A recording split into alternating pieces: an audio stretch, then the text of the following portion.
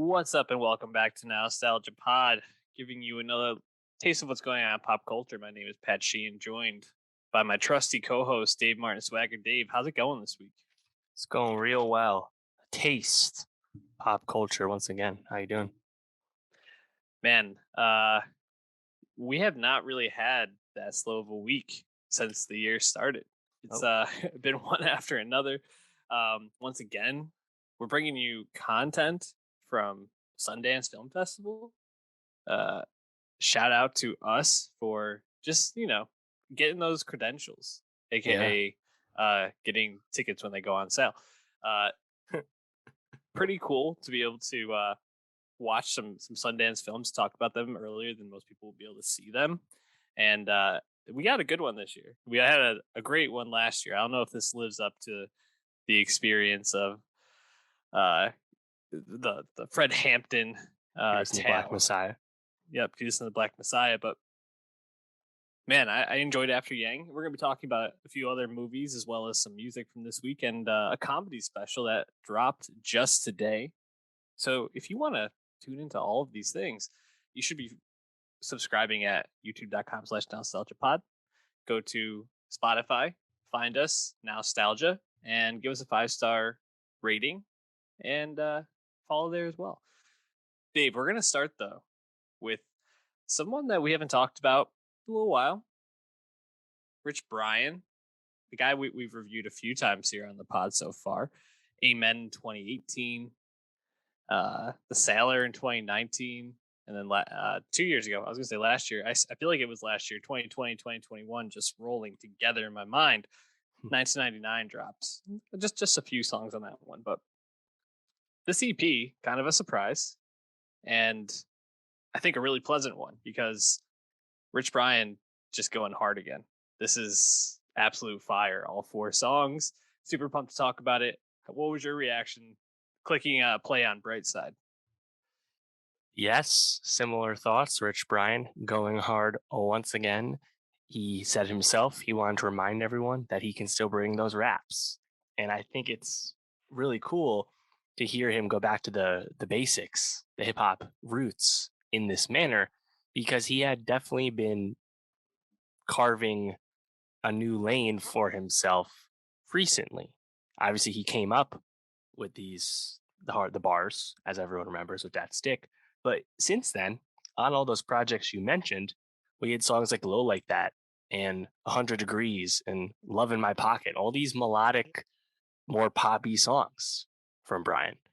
And I like those songs. Those are good songs. He's definitely branched out and become a more fully formed artist. But to then bring it back and just drop a bunch of bangers is also very welcome. So I was quite pleased with this. Yeah, and it starts off right away with New Tooth, which is just this like stripped down piano loop, and then slowly works up. He's just going hard, rapping really fast over the beat, but just kind of sounding impeccable and flowing so well. You get the beat kind of coming in, then you get that switch up in the middle where it becomes a little more light and airy and breezy, and that song just absolute fucking gold for me. And then a little bit later on, Get Your Mans, which got the music video out of these 4. Him and Warren Hugh together just sound amazing, dude. Just what an awesome song Get Your Mans is, huh? Yeah, Warren Hugh definitely doing his best Smoke Perp impression with the flow. I thought it was very uncanny, but they both are going really hard. Warren Hugh, a fellow 88 Rising member, signee. Brian and him have been on some songs together already. And New Tooth has a video as well, but that song came out back in end of 2021. What I liked about a lot of these too is on New Tooth, on Lagoon, you get switch ups, beat switch ups, flow switch ups from Brian. They're none of these songs are low effort. Sunny, the last one's probably my least favorite of the 4, but I just liked hearing him go really hard. Get Your Mans and New Tooth, I think, really catchy. Yeah, no, I completely agree. I think I think those two are the clear standouts. But honestly, all four of these tracks are absolutely great. We're going to be adding one of them at least onto our Nostalgia Best of 2022 playlist on Spotify. So if you're not following that, go do so. Dave, you ready to move off of Rich Brian and onto Iann Dior? Yeah. Looking forward to the next 88 Rise and Hen the Clouds group album. Should be coming soon. I'm sure we'll get a lot of Brian on that. But yeah, let's move on. Iann Dior, an artist we haven't really talked too much about here on the program, the podcast, and it's really funny. And listen, as someone that has not consumed much Iann Dior content until this album, um, it is you. No, that's not the name of the album. Sorry, I had my notes here mixed up. On to better things. Apologies. So, as someone that didn't really listen to him much before this, hearing the first couple tracks and not really looking at the track listing, I was like, this sounds like the kind of young, up and coming rapper that's kind of just like right in that Machine Gun Kelly mold, and I could see him totally doing some like punk stuff and just kind of like sitting in that lane. And then a song with Travis Barker pops up, and we get two more features with him on this album, and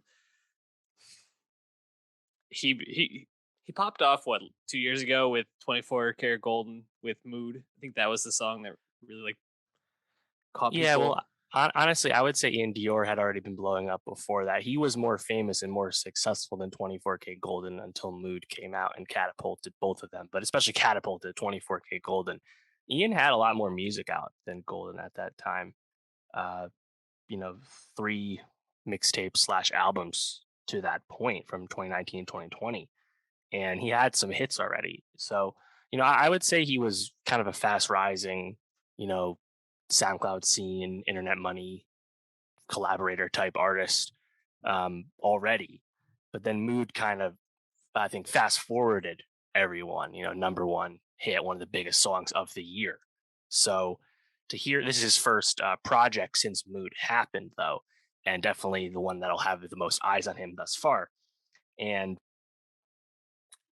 I was curious to see which way he would go on this because he has some of that melodic SoundCloud rap roots in his past work. He also has a lot more of the emo, sad boy, uh, light pop punk as we know it today music as well. He's already made a song with Travis Barker and Machine Gun Kelly, "Sick and Tired," which was one of his biggest hits. So I was curious to see what direction he would go with this, but probably shouldn't surprise anyone that he's stuck with the emo, pop route, given how big that sound has been coming back in the past year or so. Yeah, and I don't think he totally leans into that. It's not. I wouldn't classify this as like an emo punk record per se. Mhm. I think the first song, "Is It You," is very much kind of in that like melodic, sing songy rapper type mold, and he kind of jumps back and forth as you go through. I found this album to be just okay. Um, I didn't necessarily hate it, but I didn't find myself kind of leaving this and being like, man, there's a lot of hits off this or a lot of songs I want to find myself going back to, which I don't know. I think probably people who are fans of him are going to like this and listen to the songs, but I don't know if it's going to grab anybody new per se. I guess might be my take. Yeah, I agree. I definitely like some songs off of the past work more than this new record. Like I think what's impressive about Ian Dior and why I had kind of been pegging him as a star ever since I heard him is because he really has a strong knack for melody. Obviously, like Hmm. melodic hip hop is the default position these days, but Ian I think really has a knack for that melody, for those hooks, and he still brings an upbeat and nature to his music. And I think he has a unique personality, despite the fact that lyrically he's nothing too special, and production wise it's often familiar. But I feel like Ian Dior himself is bringing a little more to that table. But I just didn't really hear songs as sticky as, say, like "Never Is Enough" or uh, "Sick and Tired" or "Romance 361." He's got some songs I really do enjoy from his past work, and I didn't hear stuff I like quite as much on this. It's all the same mold, but I just don't think it's quite as good as what he's already done. And like I guess on a song like Obvious, which has Travis Barker, you still get like a guitar lick as well on top of Travis's drums. That I'm sure that's kind of the route he's looking towards, that kind of production. I don't know how edgy he can really get though with this kind of stuff, because it's still going to be like that sad boy vibe. Maybe he Yeah. doesn't want to go that way because again he largely keeps it upbeat. Like if it wasn't, if his music wasn't as upbeat as it is, I probably wouldn't like it as much. But yeah, I feel like this is kind of just okay, and probably he probably wanted a bigger hit to come out of this, given this is the follow up to Mood after all. So I'm not sure if we're gonna get that hit on this. Probably not. Yeah, I think Obvious, the song you point out, would probably be the song I would pick to be a hit off here. I thought it was interesting to get Machine Gun Kelly to give a verse on Thought It Was, and to have that be just like a more toned down like sad boy song. Because Yeah. you think about what really made people like Machine Gun Kelly's last album, it was kind of pairing these sad lyrics with the ripping guitars and just that full like punk mood. So kind of an interesting choice. I did like in the back half, "Let You." I thought it sounded like a very much like Little Nas X type track, and you're getting him singing kind of some clicky percussion on there, just like really more upbeat, which I think probably is why it stood out to me. And I do think the first track, "Is It You," even though it's not necessarily my favorite cup of tea in terms of like that sad boy sing songy SoundCloud rap like you talked about, he does do. He has a pretty good performance on it, I think, and it definitely stood out to me as one of the more compelling tracks on here. Anything else stand out to you? Yeah, I was curious to hear what the MGK collab would be after Sick and Tired was so successful for them. It's definitely leaning away from, hip hop flows like their first collab did. Uh yeah, I agree about Is It You? I guess complicated as well. I like it when he sticks to more of the more of the rapping, but it is interesting to hear like stuff that's not really that, like Dark Angel, for example. Yeah. Uh I'm really just more interested to see what direction he's going to go, because he definitely has all these like pop bona fides for today, and you can hear it in the hooks. You can hear it in a lot of his flows on this record. Even if I don't love a lot of the songs, like all the parts are there, Mhm. and we've already seen this manifest, of course, with Mood. So Yeah.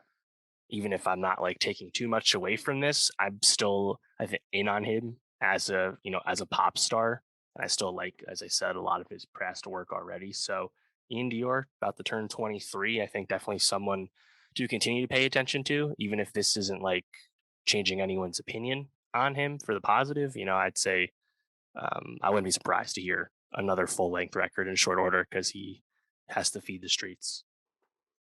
Yeah, I think you're right. The talent is there. We're going to be hearing more from him in the future, and probably some uh, more standout stuff. So, again, check out the Nostalgia Best of 2022 playlist for the track from Iann Dior we put on there. But we're going to hop over to rock now, right? I guess this is more like pop music, rock pop with Years and I Years. wouldn't call it rock. I don't know about that. I mean, considering what rock is now, I guess it's like what dance pop, electro pop, Yeah, more. definitely. Yeah, I mean, I think there's more guitar in this than some rock records nowadays. But I guess, yeah. yeah, no, but you're definitely right. Would not say Years and Years is necessarily rock. Um, we've talked more about Ali Alexander for his acting in the Mm, last year than we have Years and Years. yeah. Been 3 years since they put out an album. I guess probably like two in a few months. Now, well, 2 years. it's coming up on 4 years. Palo Santo album 2 was 2018. That long ago. Really? I didn't realize that. Yeah, I it's been guess a that. minute. Yeah, I guess you're right. The deluxe edition came out, I think, a little bit after they dropped it. So that's why the 2019 tag on Spotify. Um, but yeah, I mean, we were impressed with Ali Alexander as um, the lead in "It's a Sin," HBO standout show from last year. Check that out on our best TV shows of 2021. Um, Years and Years, the band, not really a band I feel like I'm super into, or a band that I've listened to a lot in my life, but I've been aware of them. Turning on this record, Night Call. Oh, dude, the first like three or four tracks are just absolutely pop like perfection, and you can hear why they're a legit band, and I think a band on the rise to be paying attention to. And this is a long album. I think I don't know if this is a deluxe edition, No, the New it Year's literally edition. calls itself a deluxe edition. What do you mean? Oh, it says New Year's edition on my what I'm Yeah. looking at. So Only like the first 11 songs are actually new. Then there's a bunch of bonus tracks. And then for the real ones, you'll notice that the last like 6 songs are previously released Years and Years songs, aka all their biggest hits. Um, it's kind of annoying that you only can listen to the full fledged super deluxe version of this album on Spotify. Definitely misleading. So it's not really a 23 track album. Um, I think it's important to note, though, that Years and Years is not a band anymore, but rather an Ali Alexander solo project. About a year ago, Mikey and Emery, the other two members, stepped aside amicably, and the group is continuing as an Ali solo project. And this, of course, is the third Years and Years album, but first one as a Ali solo work. I guess kind of reminiscent of how Aluna George split up, but in that case, Aluna Francis started releasing music just as Aluna, not keeping the same name going. Um, you mentioned that it's all pop on this one, and quite good. And I think it's definitely a noticeable shift from the other music, was much more, I think, electro pop, dance pop stuff. And there's still plenty of that on this, but there's definitely, I think, a more concerted tilt towards like more mainstream pop music here on Nightcall, and probably a good call, just because I think Ali Alexander is just a really appealing, multi hyphenate, talented guy at this point. On the other hand, I do like a lot of their other songs. Obviously, King is a massive EDM hit, and they have a bunch of other songs I like too. But this definitely feels like a smart transition for the Ali only version of the group, given that he's the centerpiece and the only piece now. So I still like the change. yeah, talking about how those first 11 songs are quite good. Um, I really loved those first two, Consequences and Starstruck. I believe Starstruck has been out for Yeah, a few months now, back in I it think has. April of last year. But I thought Consequences and Starstruck back to back were just absolutely electric, an absolute electric intro to the album. And you just kind of get these moments throughout. Sweet Talker, I think, is another single from this, and it's Hmm. just another, I think, standout track to me. Sooner or Later, I thought also was quite good. So there's a lot to like here. What track stood out most to you as someone that's a little more um, familiar with their sound? Yeah, it's actually kind of funny.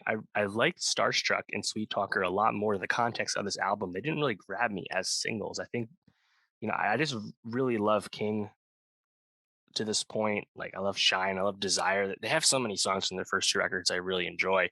That when I heard the singles, I was like, not quite doing it the same. I'll just listen to the old stuff. But when hearing in the context of the full Nightcall, sequencing, I think it makes a lot more sense. And Sweet Talker with that Galantis production, I think that's the violins. Like it's like really like impressive electronic music. I like that one quite a bit. I also like 20 Minutes. I like uh, Muscle, which is on the deluxe set of track list, track 13. Um, I think Consequences is a great start just because like it's really like Yeah, bumping beat. yeah, that Um, bass is so yeah. funky. Also on the deluxe, Immaculate, I think has really catchy production. Um, and I think Ali kind of using the whole like theme of like the before and after of like basically like one night like and hooking up and stuff like that. Uh, he just brings a lot of personality, and you can definitely see that in his music videos. Like he's like I said, he's a multi hyphenate guy we're going to be seeing a lot of him in many other avenues, but I'm happy he's still focusing on music. And like I said, this tilt towards more pop leaning music, I think is quite uh, choice, just because I think it's something that's going to really work for him because he's just a really like, forward facing person, like he's a big personality. And I think this sound kind of fits that. Oh, I mean, completely. Listening to this album, it's hard to picture these songs not being played at nightclubs and just totally remixed. And Yeah, I mean, when you get Kylie Minogue, who's kind of one of the godmothers of like definitely. uh, club and house dance pop music, uh, getting the cosign there, it's a great look for him. So we're going to be hearing just him taking over the dance pop scene in the future if he's not already. Again, Nostalgia Best of 2022 on Spotify. Check that out. Dave, we're just gonna talk real quick about our guy Aziz Ansari dropping a new comedy special, Nightclub Comedian, today. Number Short one, 6. only 30 minutes. Um, we talked about Aziz when Master of None, was it love stories or scenes of marriage or whatever it Moments in was. love, moments of love. Yeah, something like that. Pseudo season 3 of Master of None last year. Yeah, which he did a lot more behind the camera than in front of for. I think he's only in one episode. Yeah. And he had taken a step back. He had the allegations come out of sexual misconduct and really kind of retreated from public life at that point. He had a comeback special, but then really didn't hear a lot from him other than Master of None. Um, and so when this comes out, I don't even know what my expectations were. I think more than anything, I just kind of wanted to hear what Aziz wanted to talk about, what he wanted to say. Um, I think he, I think what I guess when I think about this special and I think about what I liked most, it was his storytelling and his ability to just kind of like talk about his ideas and his concepts. But I didn't really find myself laughing a whole lot. Did you find this to be like a funny comedy special?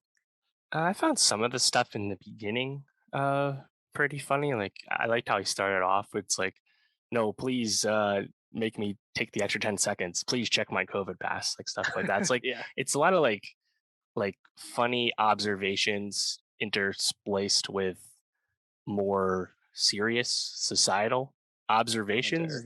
that are relatable to mass audiences. So yeah, it's definitely not like a laugh out loud all the time thing, no question. And not neither was Right Now, the comeback special from 2019.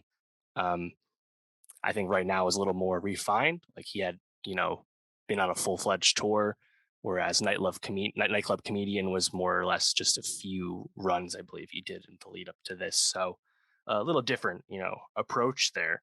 On the other hand, though, even before everything happened with, the allegations, which we discussed more about when we talked about Right Now, uh, Aziz had kind of already been like public retreat. Like he was not on social media then. He True.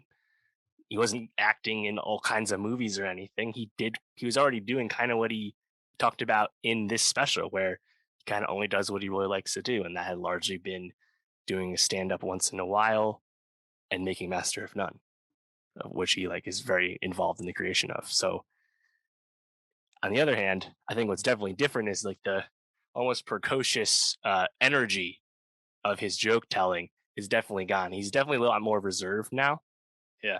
I wouldn't say he's low energy, but he's just more like almost calculating in how he talks about things. Like sometimes it's almost in like a hushed tone, So Oh yeah. I'd say it's definitely a slightly different approach. On the other hand, I still enjoyed this just because I enjoy Aziz as a personality, Mhm. and yeah, like you'll see like I think like the bones of some of his old like joke telling in this where he does like weird voices and stuff. Like it's familiar, I guess, if you're like really up on all these specials. Again, this is his sixth one. Um, but I just kind of enjoyed hearing him more or less just shoot the shit, which is what he did with this. Yeah. Um, it starts off with this footage of him when he was first getting into stand up comedy that a friend of his at NYU used for a documentary about him as he was, starting off his comedy career then, and kind of splices that as like the framing of this. This is where he started his career. This is where he's at now, and kind of trying to get back to his nightclub roots, so to speak. And I think that really works as a framing device. I really enjoyed seeing young Aziz and him talking about like this like almost like simpler time in his life when it was like all he was thinking about. And I think that's really juxtaposed well against a lot of these topics he's talking about in terms of using a flip phone as compared to a smartphone, trying to reduce his uh intake of the internet, and kind of just seeing like where he's at and where the world is at. I thought the commentary I found to be most like I guess probably funny, but also at the same time like made me take a step back and think was his commentary on Trump, because the way he kind of frames it, right, is that Trump, though he is this, not he, I don't think he endorses any of Trump's policy or No, persona. he He basically said as says, much. yeah, he gives you exactly what people really want, which is just something to talk about, something to, Gives you the content. yeah, it gives you the content, is I think how he puts it. And it's very true. And you talking about like the Biden administration, Kamala Harris, and like he's like, I don't even know what these people look like. Like, and he just talks about how he likes Trump as a president because he was entertaining. And that's kind of like where we've gotten to, where we just constantly want to be entertained, even when we're on the phone with our mom and we're looking up the what, like 16 things that what celebrity was it can't live without. Yeah, I forgot. On Yeah. vacation, yeah. But I just thought that was such a astute observation, something that really made you think. And I think when you think about Aziz's earlier specials, he always was a pretty thoughtful guy. But like you said, he had that personality and that stage presence that was so like neurotic and just kind of Mhm. all over the place, and really brought such like a high pitch. And when he uses it here, it you can like hear old Aziz, but it's not him. And um Right. he's grown, and he's not ever going to be the Aziz I think we came to know him as coming up again, which is probably for the best. Right. Yeah, he's 38 now, and I wonder if he gets back to being like stadium tour Aziz. Let's not forget he's one of only like 10 stand-up comedians to sell out Madison Square Garden. Doesn't mean he's the best stand-up ever, but it definitely means he's significant. And he's just at a different place in his approach now. It's not so much making you laugh as much as more or less making you think. And uh, along those lines of what you were saying, I liked his talking about the algorithm and how everyone collectively is worse than Trump because we're all kind of just slaves to this stuff, right? Yeah, And how he goes on how he's actually on Team Flip Phone, which I totally buy actually. Again, given how um, long he's been off social media, where just having a manager post for him promotionally, makes total sense. I think probably the funniest thing does on Nightclub Comedian is his joke about Ice Cube and the colonoscopy versus not getting the vaccine and stuff, yeah, which is led to from his jokes about Aaron Rodgers, which I thought were pretty funny. He's suggesting empathy and at least different approach to stuff versus just punching down and gang piling yeah. on and stuff like that, which I think is Same definitely doesn't work. right. And that's good. And then he leads into the cube joke, which he obviously ends with it being like, "Hey, I actually don't know if this is true," which is really funny because like I think everyone's kind of on for the ride. You're like, because it's just so funny and entertaining. You're like, oh yeah, I was thinking as I was watching, I was like, did Ice Cube get a colonoscopy? Is that like public knowledge? And I then he know. says it's made up. It's really funny. Yeah, no, I thought that was pretty funny. I also liked the bit about Timothy Chalamet, which I Yeah, just thought like the way he like draws the stories. I was like, what, this does kind of feel like our lives. Like it's just constantly jumping from the stupid controversy at this point. right. Yeah, he also in just I think kind of a trademark of his in the past, where he invoked a famous friend. In this case, it was seeing Frank Ocean at a Yeah, party and talking about how he does it, how Frank does it, namely not putting stuff out, and then now you have to be okay making less money. Aziz goes off on that, and then he brings a full circle by saying, "Yeah, but Frank's got a jewelry line now." The whole I enjoyed he makes the comment about Drake and Drake Hospital or Drake Healthcare, whatever it was, stuff like that. How OVO everyone Hospital. nobody wants to make the Chronic. Everyone just wants to make Beats by Dre headphones. Mhm. Uh, I like all the commentary here on this, even if it's not like always the most laugh out loud stuff. I was just kind of enjoying just listening to him talk about this stuff, and you could tell the people in the room at the comedy cellar were definitely into it too. Oh, 100%. People were really into it. I think just having Aziz back, people are excited about. Um, yeah, I mean, Aziz continues to be, I think, a figure that we're always going to want more from, and we're probably Yeah, never going to feel like we get enough from. So, good for him. Any last thoughts on this before we move on? I hope he makes Master of None season 3 proper with him Yeah. back, but who knows? If he wants to act at all anymore, we really don't know. I could see him getting into like directing movies or something like that, something a little Mm, more like sure. confined, a little more long form. But anyways, who knows? We'll talk about it whenever it comes out. Let's move on to the Gilded Age though on HBO, a new series premiering with Carrie Coons and uh, Christine Baranski and Yeah. Cynthia Nixon. hmm Some fun names on there. Morgan Spector, who I like quite a bit in Yes. Plot Against America. Yeah, Mhm. a lot of HBO veterans, honestly. Yeah, it really is, and I'm gonna full disclosure, not really a fan of these sorts of period pieces, and I've made that known if you've ever followed the podcast. So going into this, I was skeptical if I was actually going to leave this first episode wanting to watch more, but I do because I thought this first episode, for as much as it does a lot of table setting. It's Mm, 80 minutes long, so it's already a pretty bloated first episode.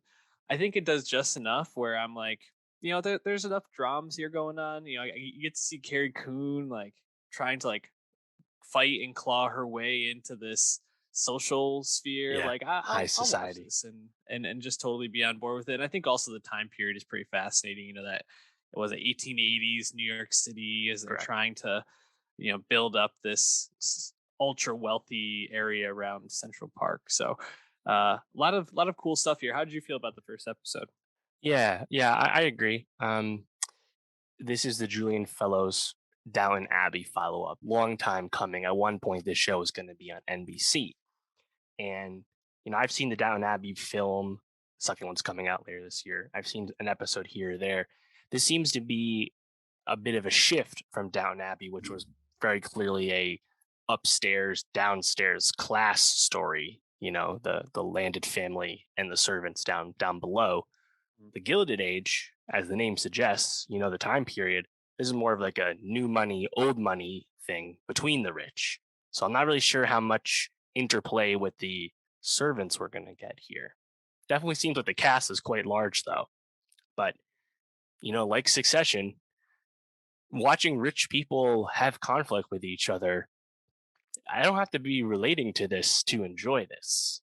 And I think, as you started, a lot of appealing, talented performers at the lead of this series.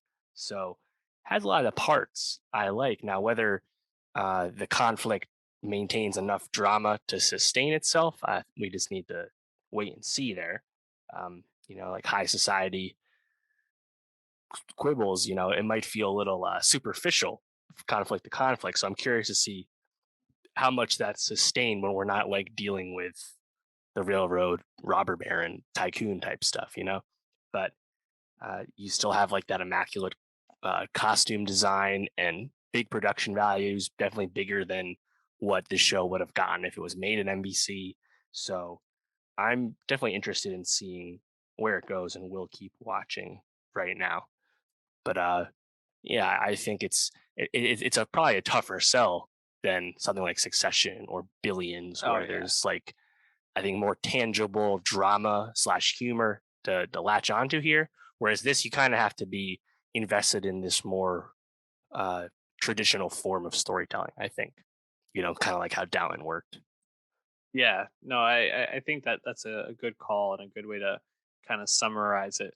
Um, I think they definitely try to do a lot with this. I mean, you have like you kind of laid out the Christine Baranski as Agnes versus Carrie Coon as Bertha Russell, or yeah, Right. Bertha I think is correct. And that kind of like old money, old guard, not wanting the new money to kind of come in, take over, and run their stratosphere. But then you also have Louisa Jacobson as the niece who's sent to live with Right. the aunts, and she's penniless, and you know, not really used to this environment. So you got a little bit like the fish out of water thing. You have Mm, Denise Benton playing Peggy, this right. aspiring writer who's taken in as a worker for the family, and then that's kind of where you get like the downstairs of the show. You know, like the maids and the workers, Right. servants, and then you got the young up and coming, I don't know, like nieces, Generation. nephews generation,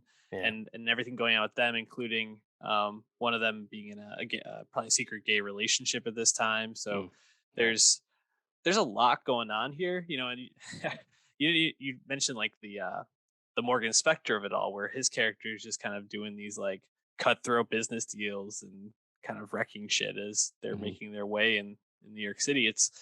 There's a lot I think to latch onto. You can probably pick and choose the plots that you're invested in, and tune your brains out for other parts of it. Which plot lines other than the new money, old money are you most invested in?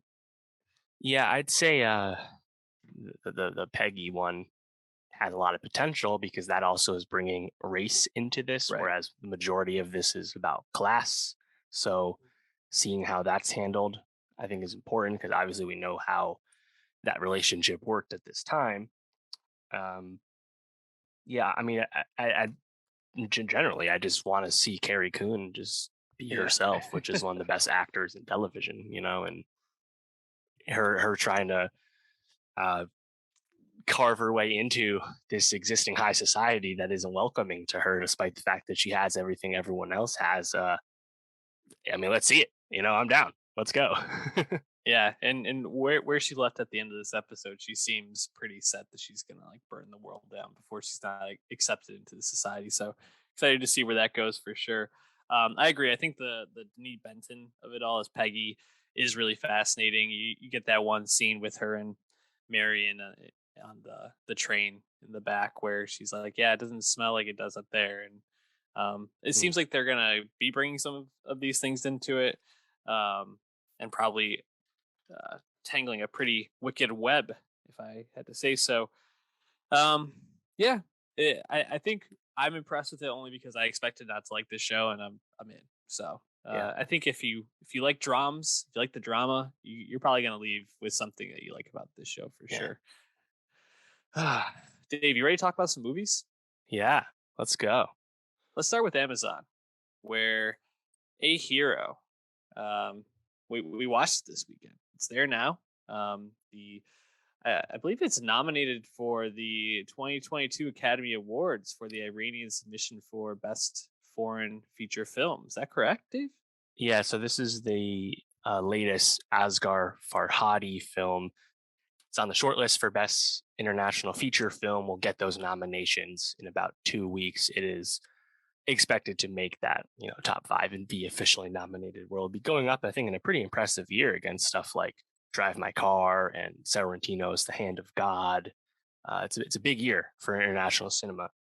Flea as well. So A Hero, I think, has kind of been hyped for a while because Farhadi has a big reputation on the world cinema stage, and he has actually won this Oscar twice before for The Salesman in 2016, and as well as his breakout in 2011. So a lot of hype for this movie just existing, and now it's finally available on Prime, as you said, after premiering back at Cannes in 2021, where it won the second place prize. So there's a lot of, I think, riding on this film just because Farhadi has such a strong reputation. And I didn't really know much about it at all going in. I didn't watch a trailer or anything. Um, so I just kind of went in blind. And from what I understand, definitely kind of fits with his filmography to this point, where it's a big old, messy, moral, ethical dilemma type drama. 'Cause that's definitely what this movie is. Yeah. So it basically follows Raheem, played by Amir Jadidi, who I think, first of all, he's absolutely just like a presence on screen. Like Right. every time he was in the shot, it's hard not to just like be drawn to him. But basically, Raheem is in debt prison over in Iran and is out on a weekend leave, or I guess like a 2-day leave. Mhm. And during this time is trying to find a way to pay off his debts so that he can make bail. I guess it's technically like repay his bail or something like that. I'm Yeah, not he's like crime can get forgiven by the person he wronged, and then he can right. basically have his sentence commuted. Is I guess more or less what's going on here. Wasn't sure. Is it actually just debt prison, or is he just kind of in like low security prison for nonviolent crime? I wasn't actually sure if it was like Yeah. From exactly my what's going on. understanding, Yeah. uh, from just a few articles I read about it, apparently this is a thing in certain parts of the world where there is such thing as like a debt prison, and Hmm. it's like its own separate thing. However, I believe the way it's portrayed in this film has come under some criticism because it looks kind of cushy, and I get the sense that's not actually how debt prison is in Right. reality. Um, so while he's out on this uh two-day leave, he sees his family, he's out and about, he finds this purse with some gold coins, gets them assessed, realizes it's not enough to make his debt, and so he decides to turn this handbag back in, and this leads to a bunch of things happening, and I'll kind of leave it there. So if people want to check it out, we won't, you can turn it off here and go and come back to hear our rest of our Mhm. thoughts. um yeah, it's definitely a moral quandary type movie. I found myself enjoying it, but also just super frustrated by Raheem as a character, I agree. because you just he sucks you in by being this obviously very like genuine nice person who really loves his family, but some of the choices he makes feel like they come out of left field at times and don't feel totally like I feel like you don't really understand where the motivation comes from all the time. Did you get that sense too? Yeah. Well, I mean, if you kind of remember piece by piece how things happen, a lot of the motivation is thrust upon him by someone else. He doesn't find the Right. coins. It's not his idea to sell them.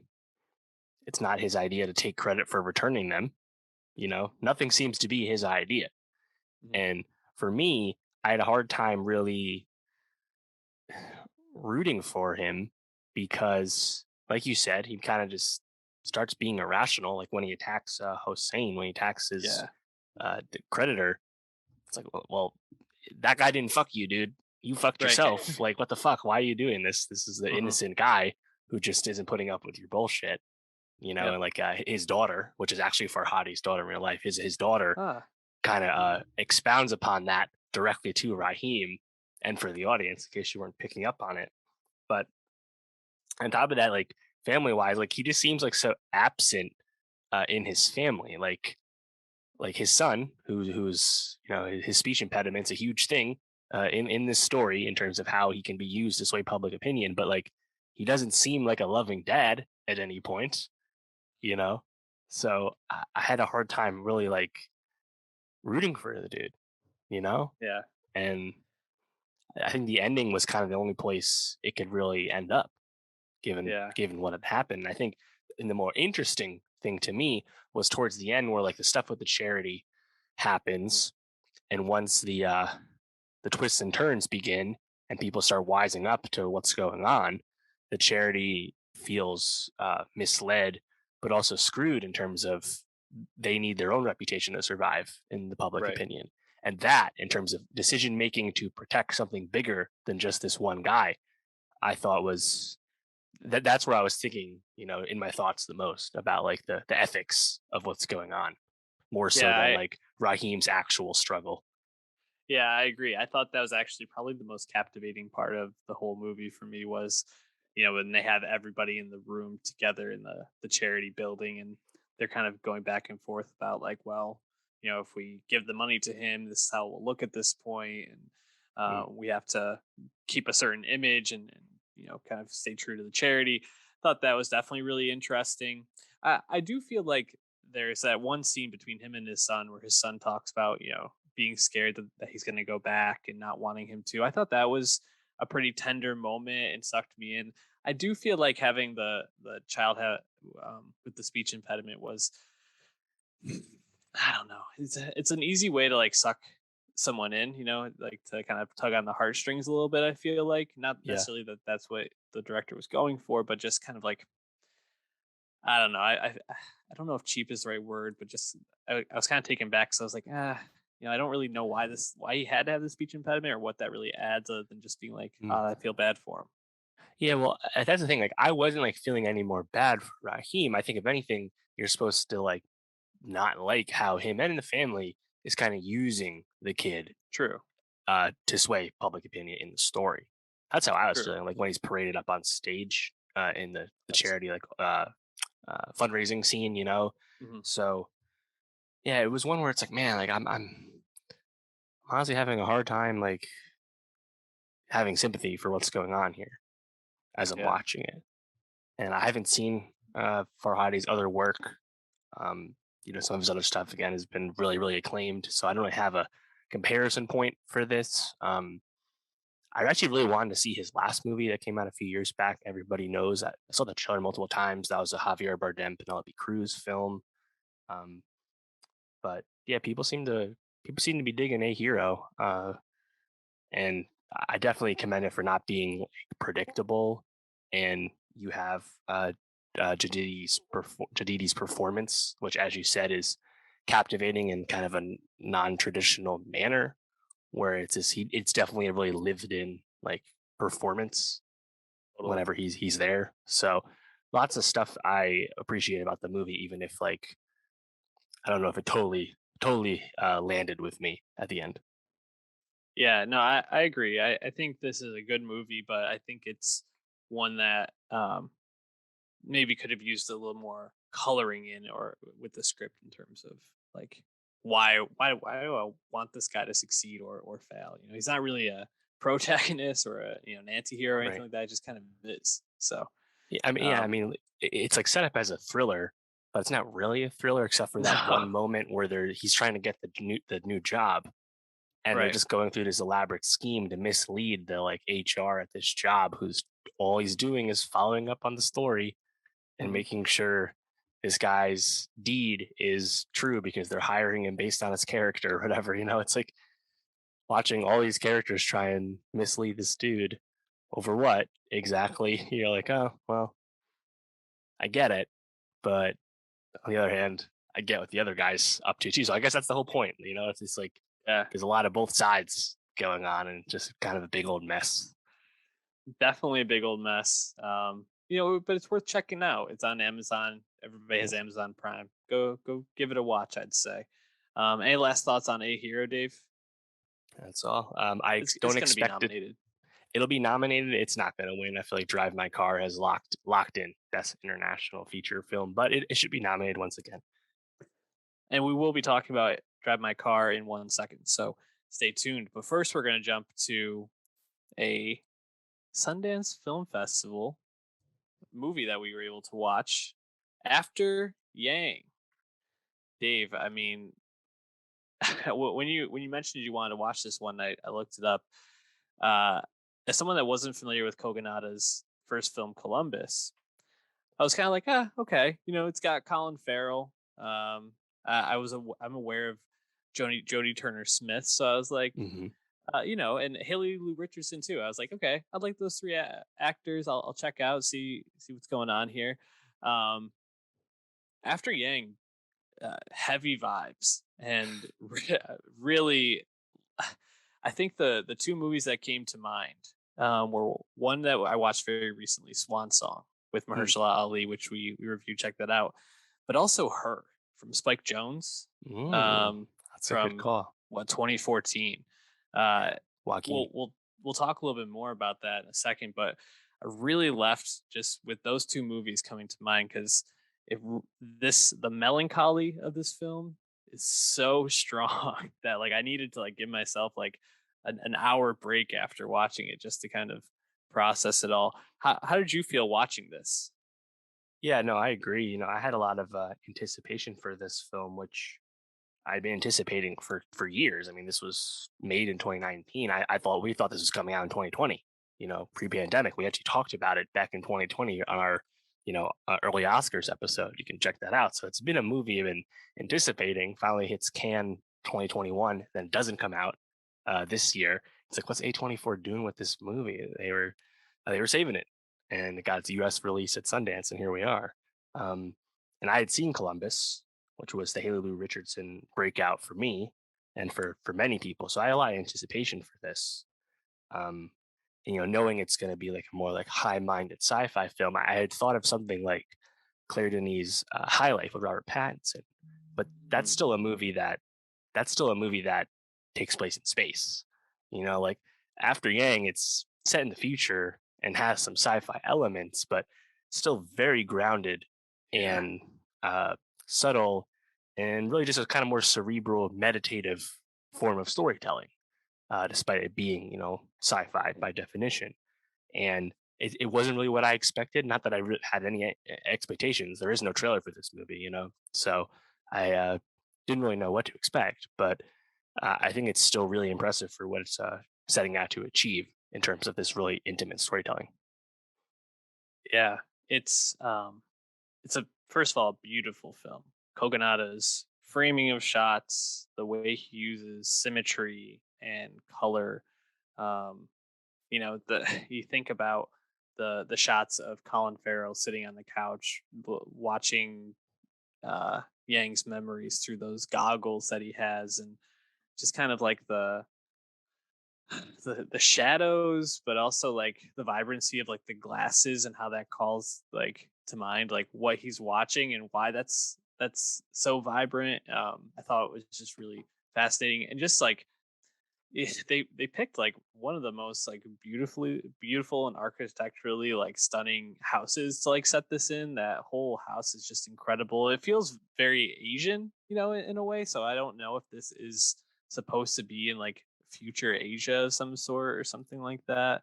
But the idea of like identity and Asian identity specifically is Right. a heavy theme throughout the movie. Um, yeah, I mean, I thought not only was the framing of it fantastic and the way it was shot fantastic, the score also I think matches the vibe of the film and really sets the tone for the film beautifully. Score was done by um Asuka Matsumiya. Sorry, Matsumiya. My Mhm. apologies on that. But um, yeah, I think every piece of this is just so meticulously like done and worked on to really give you an experience to question like I mean I left with a lot of questions, a lot of thoughts about like what does it mean to know somebody? Yeah. Like what does it mean to like have a relationship with people when those relationships are transactional in some sense. Like Yang's life wasn't necessarily his own; it was for someone else. And uh, I think then also like as Haley Lou Richardson's character comes into it more, like how much do we actually ever know someone? I think is also another really strong theme of the movie. What questions or thoughts were you most sitting with afterwards? Yeah, I think you nailed it with those. As I said, really cerebral film. So the whole like, what does it mean to be human? Uh, Mhm. piece is very strong. This idea of these techno sapiens and what they what they mean. Like you start off early on. There's like legal issues with what you can do with your robot once it's dead, right? And you see like that black market uh, mechanic type figure telling you about stuff Russ. about how it's like harvesting your data for this big tech company, right? But later on, when like they're kind of accessing Yang's memories and you're learning about like these little fragments, these little pieces of what did Yang determine was important to remember about this one moment he was existing in. That's the stuff where I think it's really like contemplative and makes you think, I think, in a unexpected way. On top of that, there's a huge aspect of Asian identity in this story. uh at the center of this we have a little girl adopted from China to non-Asian parents, and the whole point of Yang was to have a Asian face in the house to help her uh you know be comfortable in society and also learn more about her culture that she's not in anymore. So, Kogonada, Korean uh, filmmaker, so it makes sense that he would be bringing this kind of perspective to this. So, like I said, didn't really know what kind of themes we were going to be going for with this film. At the end of the day, though, it's really just about saying goodbye to someone you knew. There's not. It's not like this movie has a ton of plot. You kind of have the whole plot determined in the first 10 minutes 15 minutes once Yang's gone. you know Yeah. Yeah, no, I think that's actually a really good point. Like the movie more is about like just understanding somebody, and um I found it really interesting to see. I think the question that really was like resonated with me was the question that Yang had about his identity as an Asian person, because as a techno sapien, I believe they were referred to Mhm. in the movie, um, he obviously didn't actually have an identity in that sense, but was referred to in that way and was actually picked to be Micah's older brother to help her learn about her Asian identity as an adopted child. Um, and for him to kind of like step back and be like, well, what actually makes me Asian? How do I help this other person understand their identity without me actually understanding my own? I thought was just truly um, really like thought provoking, and it's one of those like things that makes you take a step back and recognize like, oh yeah, we all are really just humans. Like when it comes down to it, like there's more of a global sense to this movie than anything else, and I thought that was really profoundly done by Kogonada. And Yeah. even as we're talking, I'm thinking about like why this movie is so great, and it's because like this isn't like the typical kind of conversation we have on the podcast when we review movies. A lot of times we're talking about like the different aspects we liked or certain scenes that we felt stood out or performances, but this movie is so much larger than some of its parts because it really is going for themes that not many movies I think do as expertly as this. Yeah. Yeah. Haley Louis Richardson kind of has a similar uh, narrative purpose in After Yang as her character did in Columbus. In Columbus, she meets John Cho's lead character and it's kind of helping him understand and come to grips with what's going on with him. In this case, kind of not that different from how she interacts with Colin Farrell once they finally meet towards the end of this film. Yeah. There's some revelations about what Haley Richardson's character is that I think are interesting, and Colin Farrell's character Jake has some other biases that he's bringing in that kind of come up, as the movie's going on. But I agree. Definitely something that's greater than some of its parts. But even those parts, like you said, kind of impressive set design for the home, and particularly like the angles of how we're like framing those shots within the home. Columbus, a movie about literally about architecture, so not a surprising to see Kogonada not sacrificing that sort of thing either. But I really liked how the sci-fi is communicated in like really subtle ways. Like we have several scenes in Jake's self-driving car, which just kind of comes across as this like glassy tube, which feels Yep. very, very sci-fi. And I think there's some like societal stuff that you kind of see in the background of scenes, but for the most part, it's really just a character study type film. I thought Justin Min as Yang Yeah. was really strong. For large parts of the movies, he's not there. He is literally just a dead husk. But when he's actually there, whether it's in the beginning of the film or in primarily all these flashback scenes, definitely a really commanding presence. Oh, totally. I think he was fantastic. I thought this was one of the best Colin Farrell performances. And I think the word that would probably describe every performance on here, except for one, would be restraint. I think the one that I wouldn't characterize that way would be Malia Emma as Micah, who Mm, kind of gets to be like the emotional yeah, avatar. very raw. Um, and I gotta say, Malia Emma was just like really blew me away as a child performer. We've seen some really good child performances that we've talked about recently, whether it was on Station 11, Mhm. um, a few of the movies we talked about this year, but this one was just like Yeah. felt so natural and real. I think that actress is probably going to be going places. And I really felt like the emotional moments that hit were Micah talking with Colin Farrell about being bullied, about the impact Yang had on her, and that really I felt like was like the most catharsis I got in the movie. Mhm. um, but also the scene between Justin Min and Jodie Turner Smith I thought was also pretty dynamite. It's all really good stuff. Yeah, totally. Also, shout out the opening title sequence, which is this big Yeah. elaborate dance number between the family and other families as this kind of global uh, familial virtual dance competition thing. That was just so committed as a Yeah. title sequence, just really really fun. Yeah, stands out from the rest of the movie, and I think just a really fun way to start it off. Yeah, I mean, after Yang, if you get a chance to watch it, I highly recommend.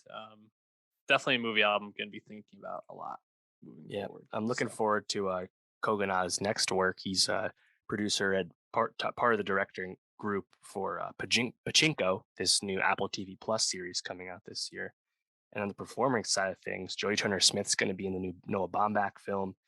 Haley Richardson's going to be in White Lotus season 2, and Colin Farrell, I think, is just really settling into this character actor stage of his career to good effect. So yeah, everyone's doing work, and I guess Justin Min, he'll be the one to watch because he's definitely going to get a lot more eyeballs now after this performance. well, the next time we're going to see Colin Farrell's going to be in the Batman, right? Isn't Yeah, it's he Penguin. one of the 2 hours yeah? of makeup.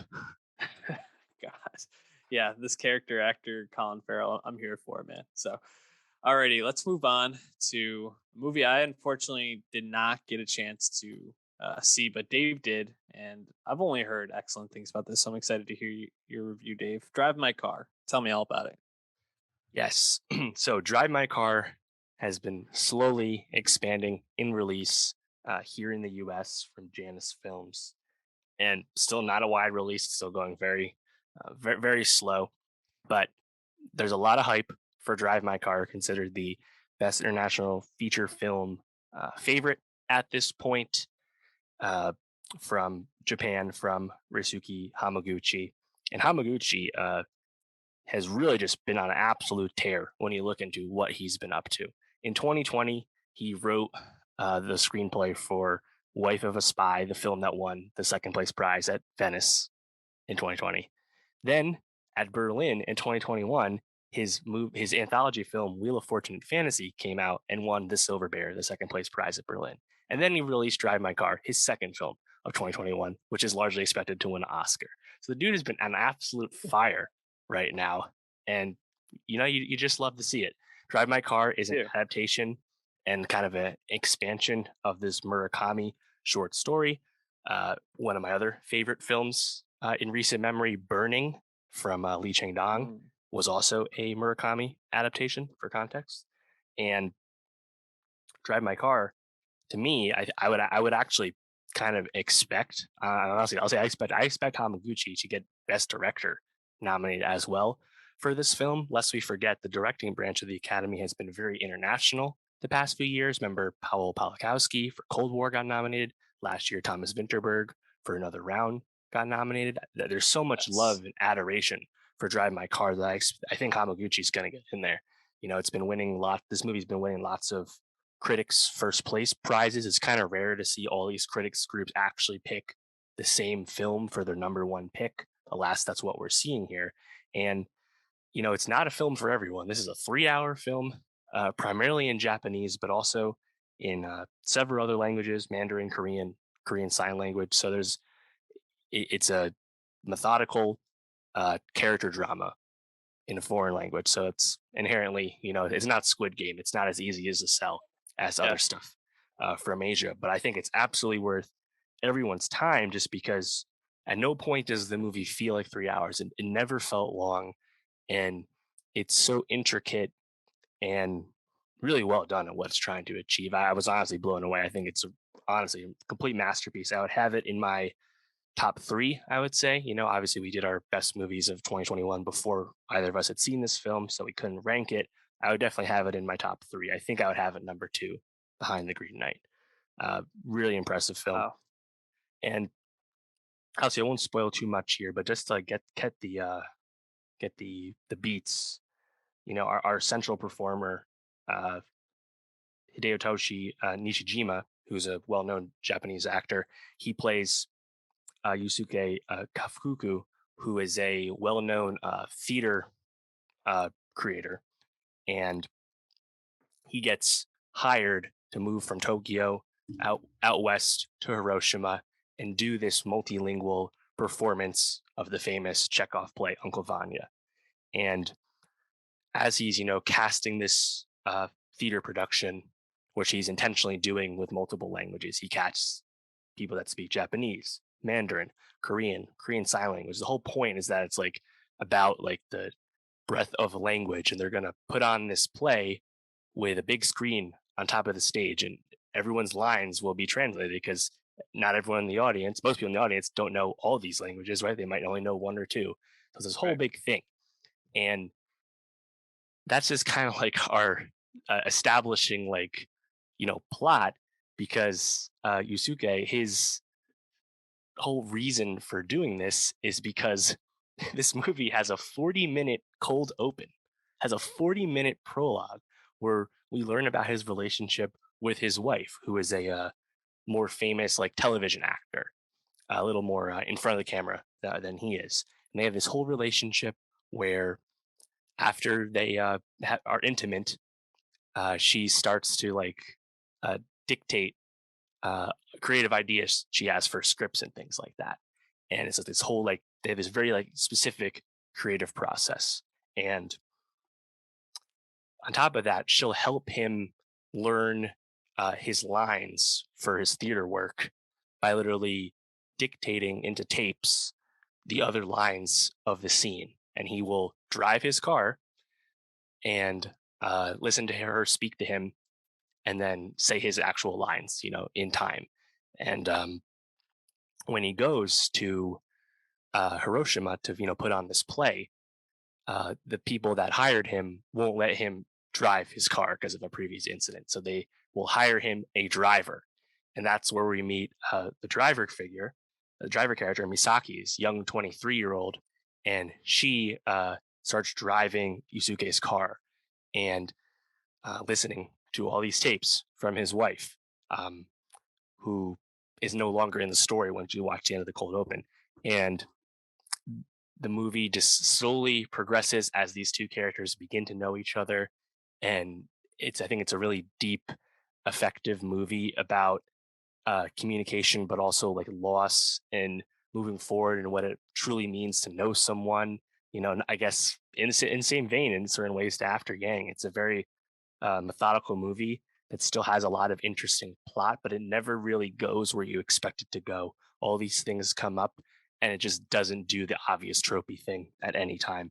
So I really don't want to spoil anything, so I won't say too much more. But there's just loaded with amazing performances. The red Saab 900, the titular car, absolutely fantastic movie. Car looks fucking awesome, and just seeing shots of this car driving around Tokyo, driving around Hiroshima, driving around Hokkaido as well, like just looks so good.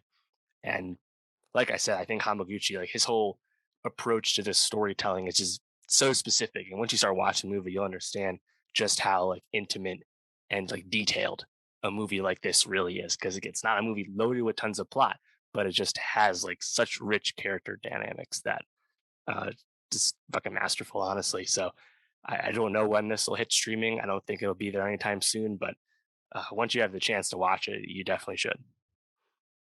Uh, just want to say 40-minute cold open is a fucking flex, and the fact that you can do something like that and have it work is just, I think, a testament to how excellent this movie is. Can't wait to watch it.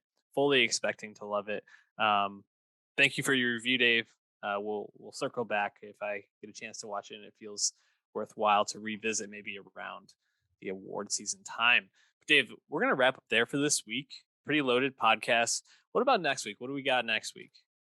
Yeah, next week we have new music from Earth Gang and Kyle, and we'll try and get to Flea, which is another Best International Film contender this year.